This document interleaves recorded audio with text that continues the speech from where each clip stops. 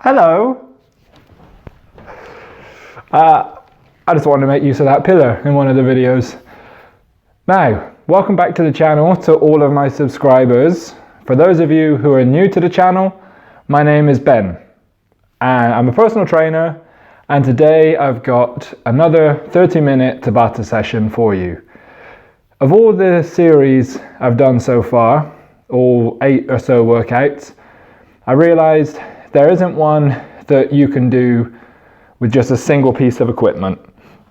So when the whole COVID thing ends and we're finally back in the gyms, if you're someone who is slightly intimidated by the gym environment, then this is a perfect workout for you, because all you're going to need is 2 meters squared and a single kettlebell. Oh, sorry, my bad. There's one other piece of equipment you'll need, and that is the chair. If you're in the gym, you can just substitute this for one of those little like Reebok platforms or the little step that you would use from an aerobic class, simply because we're going to be doing a single arm row with this. But that's it. That's the only time you'll need the chair for the first round. The layout of these workouts is as follows. Here are all of the exercises we will be doing. As you can see, there are 3 rounds. Each round lasts 8 minutes. Depending on your skill level will determine how many of those minutes you work versus rest. So as you can see up here, I've got a timer that will be running, and each one is for a different skill level. Top is beginner, middle is intermediate, bottom is advanced. This is how long you will work if you're a beginner. This is how long you will work if you're intermediate. And then this is how long you will work if you're advanced. And this is the one I'm going to be recording today. So 60 seconds continuous work and no rest. And to be honest, I'm slightly concerned because this is a 16 kilo kettlebell. And in terms of muscular endurance, I don't know if I'll be able to bash them all out, but we will see. It's only 30 minutes, so just like me, give it your best and let's see how you get on. Before we do start though, I just want to give you a quick tip on how to rack a kettlebell. Now, this is quite important for the sake of your joint health, particularly in your wrist. A lot of people will just grab the kettlebell like this and they'll hold it like so. Now, as you can see, my wrist joint is compromised. What I want to be able to do is keep a rigid joint position like so. So in order to do that, all you're going to do is spike the kettlebell up in the corner, clasp it shut, and now hold it in that position. As you can see, I can move anywhere I like now with the kettlebell, and it's going to keep that wrist joint safe and healthy. From here, when we do things like pressing, you're just going to push and rotate and bring it back down into what we call the rack position. Likewise, if we're doing any lunges, the weight in this position is naturally going to try and pull you forward. So you need to use your core and your shoulders, like the muscles in your back, to keep that upright posture. That's really the only technique. The other one is the kettlebell swing.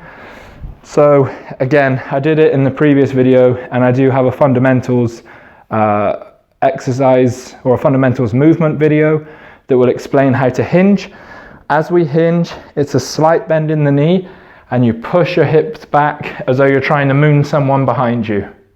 Okay, and then from there, with the kettlebell, you'll just pull it under you, and then you'll squeeze your bum, and you'll swing the weight away. As you do that, it's just simply the thrust of your glutes and then momentum that takes the kettlebell the rest of the way. Just be careful with timing that you don't do it like this and then you try and thrust, or you're not doing it with straight legs, because either of those are going to hurt your back. So it's a hinge. As soon as your hands touch the inside of your thigh, squeeze your bum, thrust it forward. Try and keep tension in your bum throughout. And children, that is the only few pointers I have for you ahead of the the session. If you're all ready, let's begin. Okay, so our first exercise is a floor press. All you're going to do, remember, rack that kettlebell, bring it down to the floor with you, and you're going to lift your bum up into the air, one arm up high, and you're just going to push that weight up, bring it back down into the rack, push it back up. That's it. And focus on squeezing your bum, keeping your hips up high towards the ceiling. We're making this a full body movement. And if you want to challenge yourself, you bring your feet in a little bit closer and you lift the opposite side leg off the floor. And you're just going to bring that weight down in and push it straight back up. I don't really fancy challenging myself, so I'm just going to keep both legs on the floor as I keep pressing. Keep your shoulder blades squeezed together as you do this. Keep the tension in your bum and do not let your hips sag. Because what we're going to do next is come over to that chair. Now, if you have the Reebok platform or whatever platform, it's the same thing. Arm on the chair, feet nice and wide, elbow directly under shoulder. And all you're going to do here, squeeze your bum, draw your belly button in, and row the hand up to your ribs. Think about leading the movement with the elbow and keeping it in close to your body, as though you're trying to scratch the side of your stomach with your elbow. Shoulders stay back the whole time. No rounding the shoulders.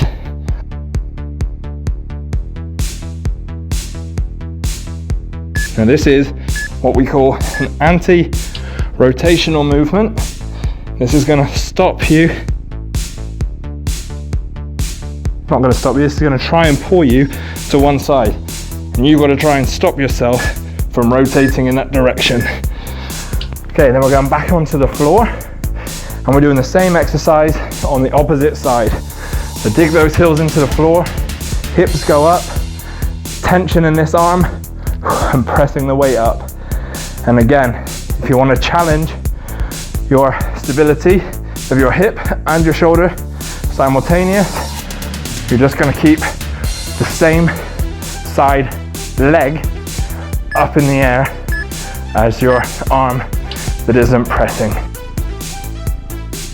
I think this weight is going to be too heavy, to be honest, for the shoulder press in round. What round are we doing that in? Round 3. Good Lord. We will see. Remember, keep those hips up. Squeeze the bum. Tell you something, 16 kilos soon becomes heavy. Okay, up onto the bench again. This time we're doing the opposite side. So whatever side you were just pressing with is the same side you're rowing with. So there's a difference between muscular endurance and muscular strength. When you're strong, which is a skill, strength is a skill, don't get it twisted, you can recruit a lot of motor units, muscle fibers within a motor unit, and the more muscle fibers you can recruit, the more weight you'll be able to lift. However, muscular endurance is a different thing altogether. It's the difference between sprinting and running a marathon. Strength is a short burst activity. Endurance is a more long-term recruitment activity. So if you're someone who is strong, this type of training is going to be quite difficult for you. Likewise, if you're someone who finds this training quite easy, you may find strength training quite difficult. That's why when it comes to training, it's good to pick an area that you want to focus on and just get better at that thing. That's not to say that you can't be great at it all, but if you're going for a more overall balanced approach to your training, unless you're one of those genetic freaks, chances are you're going to be a jack of all trades and a master of none. So therefore, if you do all forms of training, and you go up against someone who specifically does strength training, they're probably going to have a more natural advantage than you. Okay, here we are, back into that row. And another thing I've learned is talking while doing all of this type of exercise is another thing altogether. So we have something called the Rpe Scale, which is the rate of perceived exertion. Now, if you're able to hold a conversation quite easily, you're not working hard enough. As you can see, I'm finding it quite difficult to breathe, talk, and exercise at the same time. So that's probably somewhere between 5 and 8 out of 10 on the Rpe scale, which is where you want to be with this type of training. Unless you're a freak who wants to push themselves to the 8 to 10, where talking will be down there if possible. Okay guys, we've got 2 more exercises left. We're almost there, and then we're done with the chair. Okay, hips up, and off we go. Now if you wonder why I'm rotating the palm in close as opposed to coming out here, just trying to keep the shoulder in a healthier position. It's not to say you can't go out wide like this, but you may just find it more easy mechanically to press by keeping your arm more at a 25-degree angle or a 45-degree angle even, than being out here at 90. So you should be feeling glutes, core, hamstrings, shoulders, triceps, all working with this exercise. Okay, one last time. Here we go, onto those rows on the opposite side.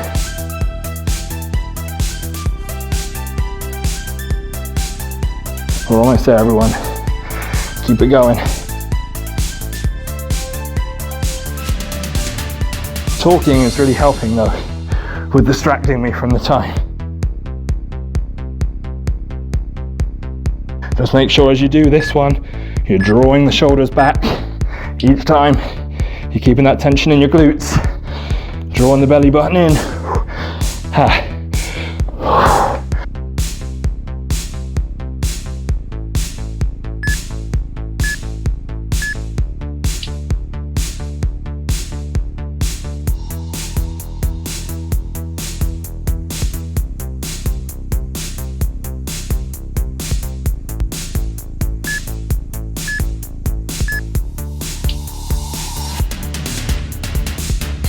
Well done everybody, that is round 1. You're now done with the chair, so you can get rid of that. Grab yourself some water and then join me again in round 2 when we'll be doing kettlebell swings and reverse lunges.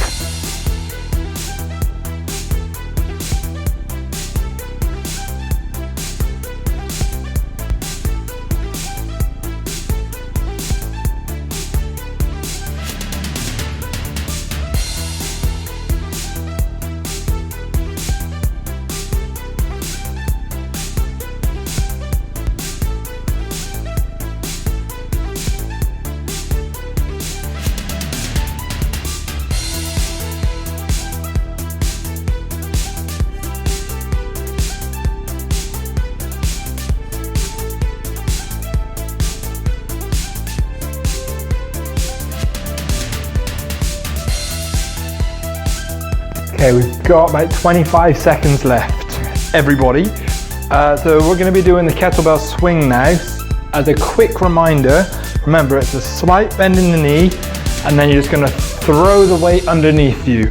So you're hinging back, and then you'll squeeze your bum and thrust forward. You only thrust as soon as you feel the weight come between your legs. Ready? Here we go.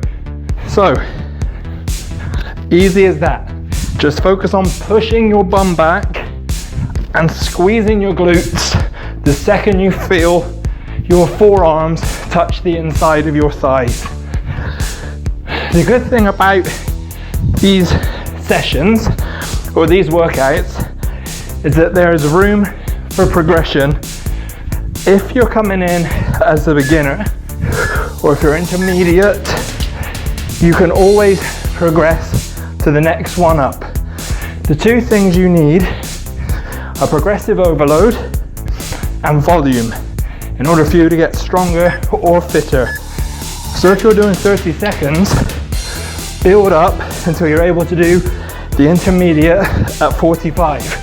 As soon as you start doing the 45, that's 15 seconds of extra work and extra reps. What we're doing next, remember, hooking the kettlebell, bringing it into that rack, and all we're doing is we're stepping back on the opposite leg to what we're holding the kettlebell. And we're doing a front rack, reverse lunge. Your opposite arm, this one, can stay out in front, or you can rest it on your hip as we step. So yeah, as I was saying, those extra 15 seconds as you progress up a skill level is going to allow you to do extra reps. By doing those extra reps, you're getting that little bit stronger and closer to the body you want. After this, guys, we're going onto the floor and we're doing a plank kettlebell pass. Right, ready? From a front view, it will look like this. Feet nice and wide. Take the kettlebell, slide it across to the other side. Hand goes down and you pull it back across the other side. From a side profile, you'll see hips stay in place by squeezing my bum. Shoulders stay back, and I just pull that weight through to the other side without rotating my hips side to side. Lock it in place, squeeze your bum, and brace your abs by drawing them in to your spine. After this, we're back up on our feet and we are doing reverse lunges on the opposite side. Keep it going, everyone. Let's go. Ready? So whatever side you just held it in, you're doing the opposite now. Nice and easy, everyone. Let's keep it going.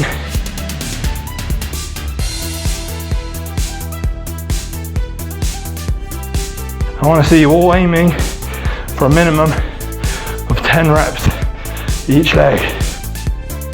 After this, we're back into the swings for round 2.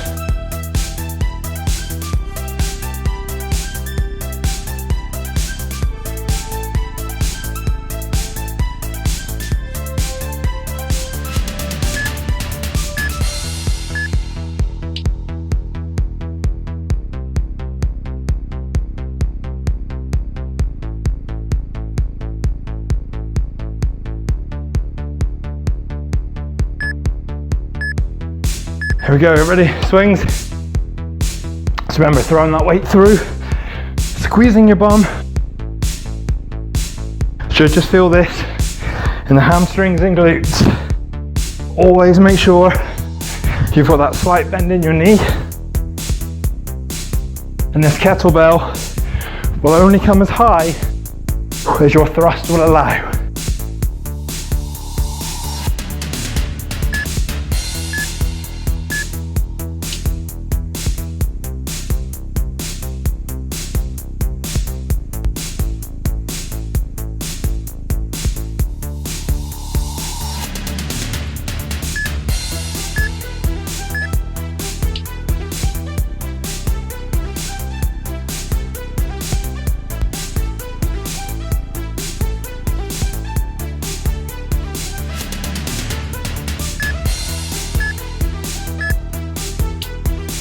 Here we go, straight into those reverse lunges.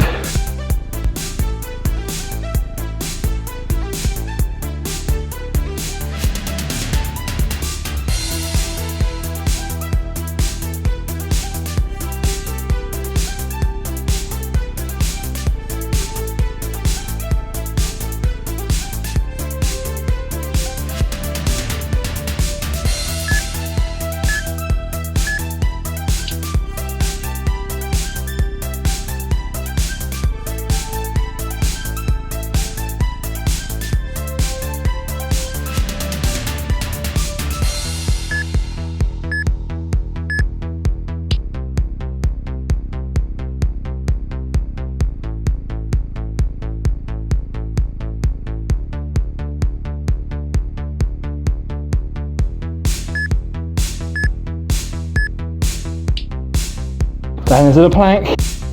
Here we go.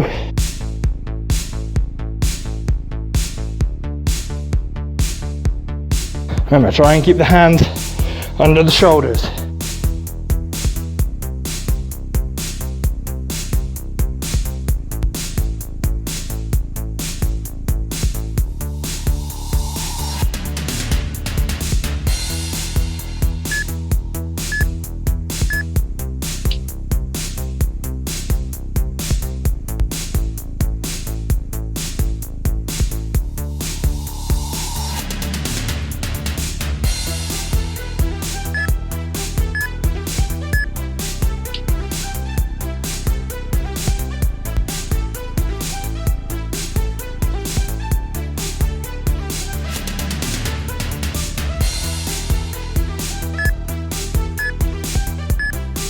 Reverse lunges on the other leg.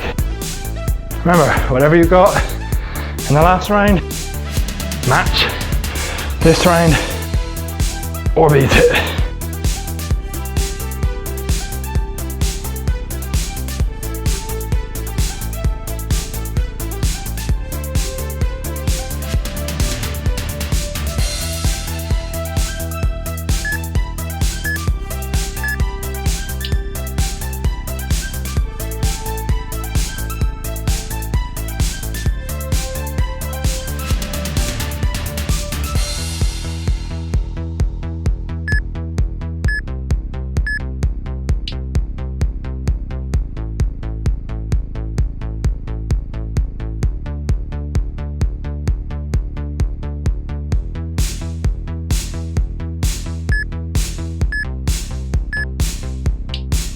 All right, that is the end of round 2. Grab yourself some water, wipe yourself down, and get ready for round 3, because we're doing the burpees.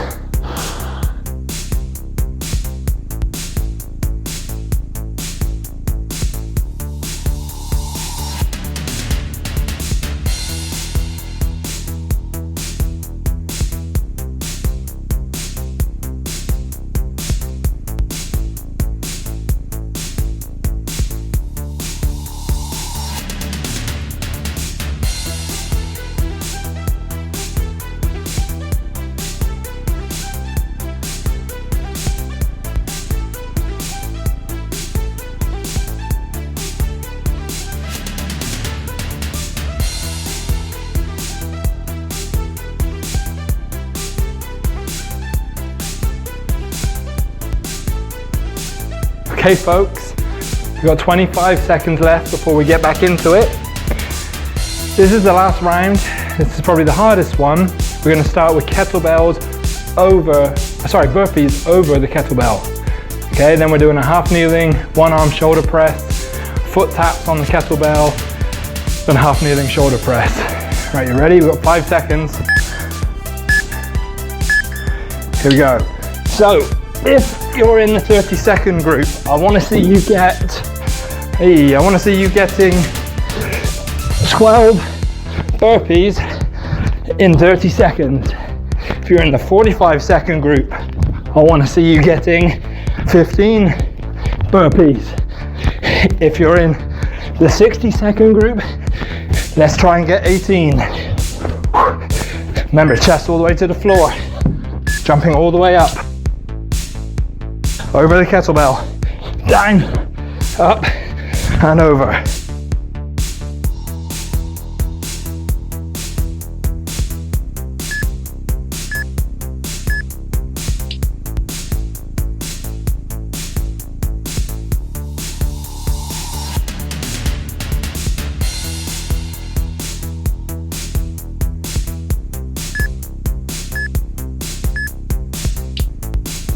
Okay guys, now we're into a half kneeling position. One leg in front of the other. Hooking the kettlebell, upright, squeeze your bum, and press. Aim for 2 to 3 reps every 10 seconds.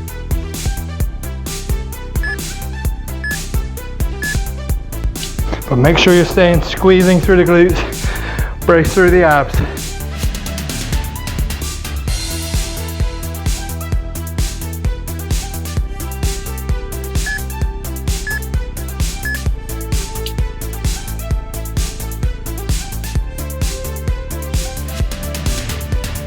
After this, we're doing our foot taps.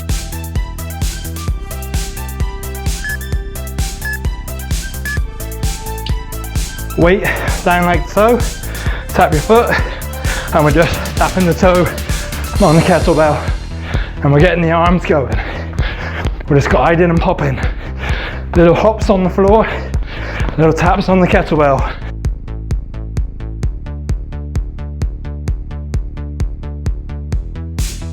Use those arms, propel yourself up, light feet, little taps.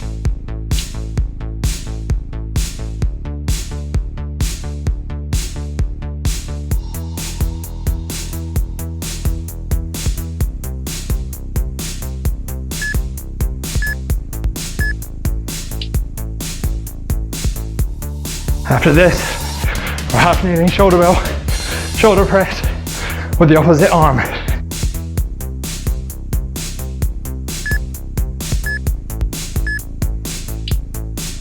Back down on the floor.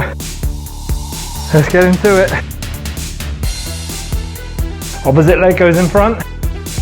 Strong opposite arm and press.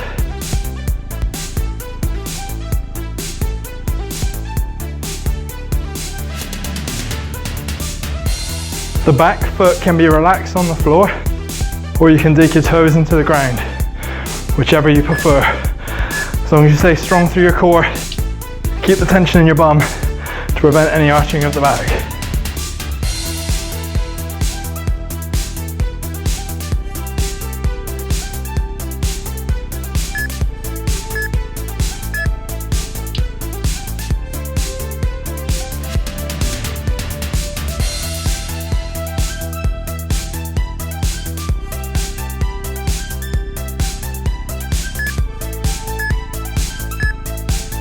All right, back into those burpees, everyone. Let's go. Just do your best.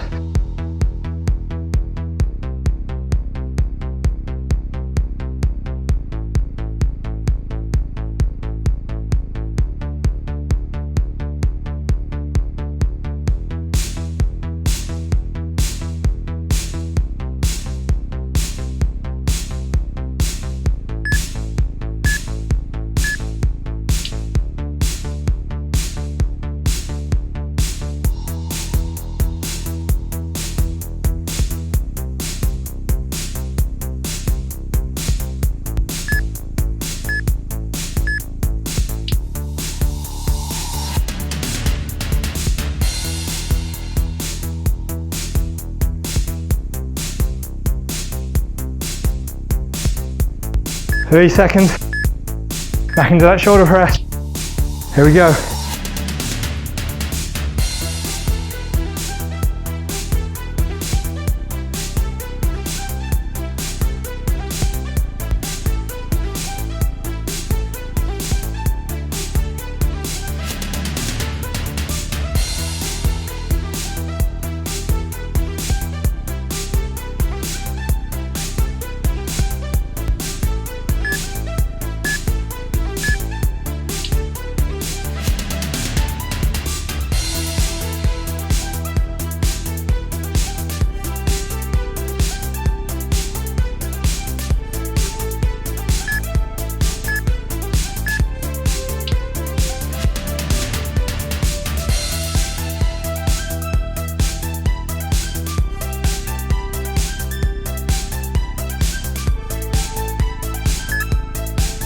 Okay, back into those taps.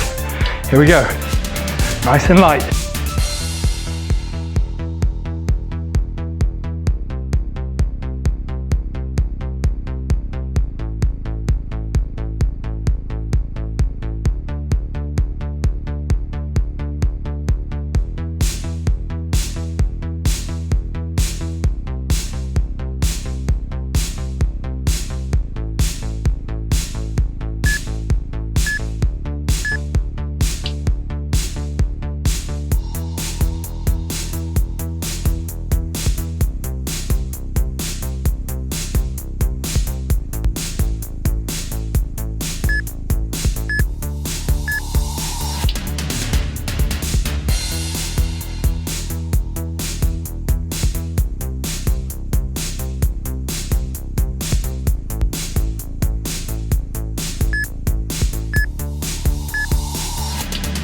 Last time with the single arm shoulder press.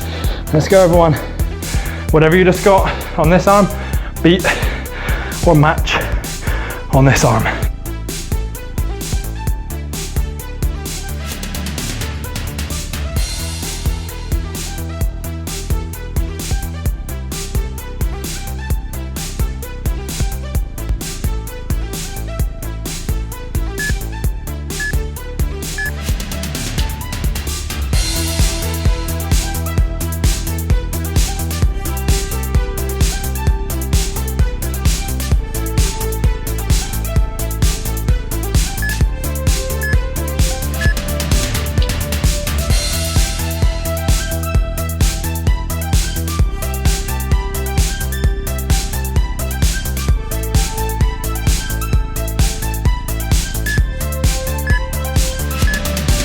Ladies and gentlemen, that is your workout. I'm sure you smashed it regardless of which skill level you are. Remember, if you're a beginner now, that's not where you're going to be forever. As you get better, you'll progress on to the intermediate, and as you get better there, you'll progress on to the advanced. With each step you take to become advanced, there's going to be 15-second extra work, which is going to mean extra reps, which is going to mean extra strength, and extra muscle development. However, that's just one component of your pyramid.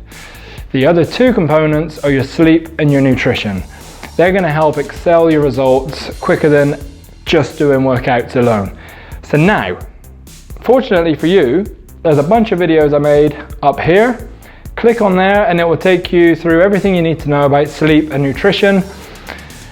Watch them, maybe there's something in it for you. If there's not, don't worry, you can always train. You're gonna get some results from that anyway. If you have any questions, or if you want any help with your programming or training plans during this time of gym closures, these are all my contact details here. And if you haven't already, please like the video, leave a comment below so I know how you got on, and subscribe to the channel.